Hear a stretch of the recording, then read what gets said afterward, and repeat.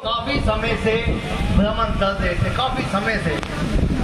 तो भ्रमण करते करते उनका पानी भी खत्म हो गया, खाना भी खत्म हो गया। तो कम से कम 8-10 घंटे हो गए, ना पानी मिला ना खाना मिला। चलते चलते चलते एक सामने झोपड़ी आई।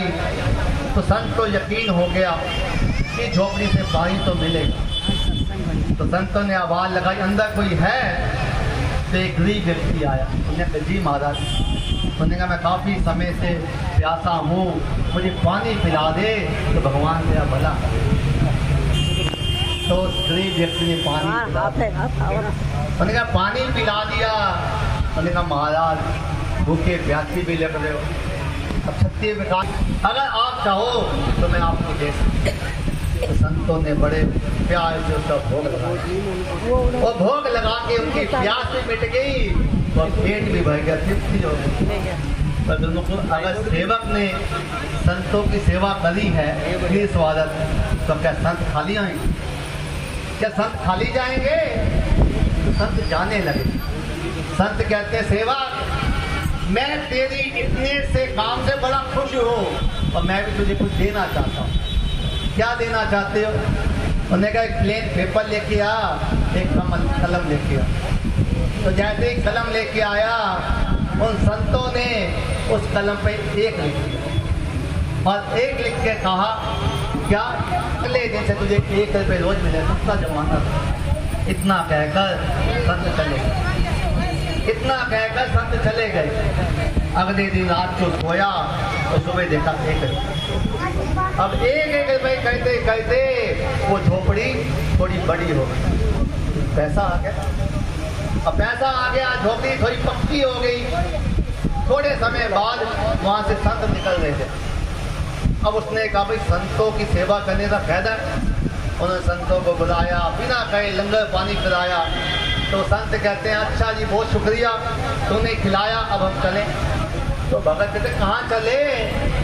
भाई तूने खिलाया है, हमने मांगा तो नहीं, पर कुछ देख के तो जाओ। क्या दे के जाए? उन्होंने कहा, ऐसे ऐसे एक संत आए थे तो उनको मैं सूखी रोटी खिलाई, उन्होंने मुझे 1 लिख के दिया और तब से मुझे 1 मिलना शुरू हो गया। भाई कहाँ है वो?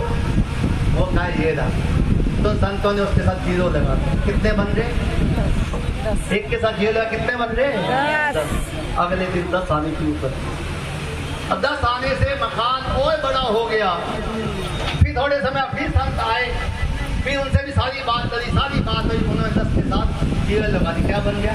100। अगले दिन 100। अब 100 आने से वो जो झोपड़ी थी वो महल बन गई। अब जैसे ही पैसा आता है और जो भी धनवान होते हैं फिर भी संतों को नहीं देते। एक दिन की बात है, अब वो अमीर पति हो गया, पैसे वाला हो गया। तो एक दिन वही संत वहां से निकल रहे थे। तो वो बहुत ही साधारण थे, फटे पुराने कपड़े थे। तो मन में आया कि ये तो वही जगह है। अच्छा, मेरे 1 रुपये देने से ये झोपड़ी से महल वाला बन गया। तो लो, ये तो मुझे अब और सेवा करेगा। दरवाजा खड़काया, बैल बजाई। तो वो सेठ बाहर आया, उन्हें चल चल चल आगे चल, कपड़े डाले नहीं हुए, पुराने कपड़े। संत ने कहा, क्यों भाई, मेरा उपकार भूल गया? मेरा एहसान तुझे क्या उपकार किया तूने? है कौन सा उपकार किया? हमने 1 रुपये की बदौलत से ही आज तू झोपड़ी से महल बन गया। तूने तो 1 ही दिया था, तेरे बाद 10 वाले आए, तेरे बाद 100 वाले आए, और तू क्या ही चीज है? कहते हैं, जब अहंकार आता है बुद्धि बेकार होती है। जब अहंकार आ जाने से बुद्धि नष्ट हो जाती है। उन्होंने कहा, तेने 1 रुपये सहारा दिया है। तो संत कहते, अच्छा मेरी 1 की कोई वैल्यू नहीं है। उन्हें 1 की क्या वैल्यू है? 100 की है। अच्छा, अगर तुझे 1 मेरा पसंद नहीं है, 1 वापस कर। तो गुस्से में आकर वही पन्ना ले आया और संतों ने वो 1 के आगे कांटा लगा दिया। कितने बजे? 0 की वैल्यू है।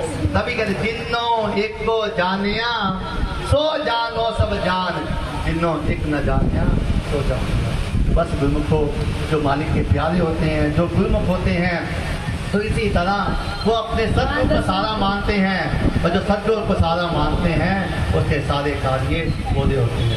तो बस गुरुमुख हम इतना ही कहेंगे।